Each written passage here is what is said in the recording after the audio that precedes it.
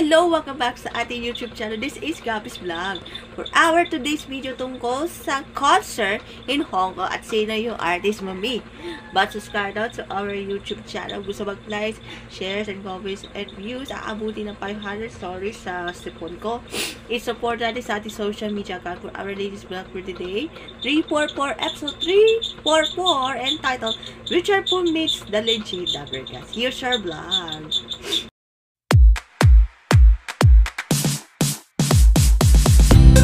Okay, simulan natin. Panalan natin ang highlights.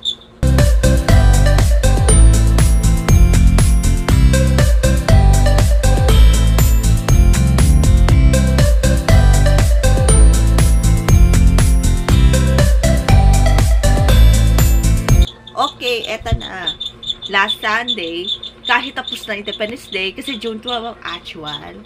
June 15, Sunday, last Sunday po yung ginanap ang Saludo the Concert in celebration of the Philippine Independence Day. Ginanap sa Hong Kong that the OFWs in Hong Kong are here as an audience with special guest celebrities like Mr. Randy Santiago, Donita Knows, Nina of Singaling, Alan Kay, Alan Kay pag-usapan natin, Richard Poon, Anna Ramsey, host, DJ Chacha, and syempre, DJ Dabergas, aside from Alan Kay.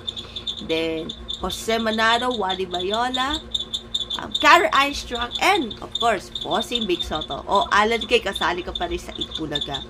And, with Mr. Rapi Tulfo, sa ating Saludo the Concert in Hong Kong.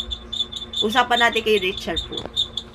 Sa day 2 ng Hong Kong trip ni Richard Poon kasi sa concert in Central Road, Hong Kong for all the OFWs. At syempre, about the sponsor by Timbo, Tindahan ni Bossing, powered by Spar. May lucky winners. Ayan. Ayan, na-meet na yung Dabergas. Sorry. That Richard Poon meets the Dabergas. Okay, ito.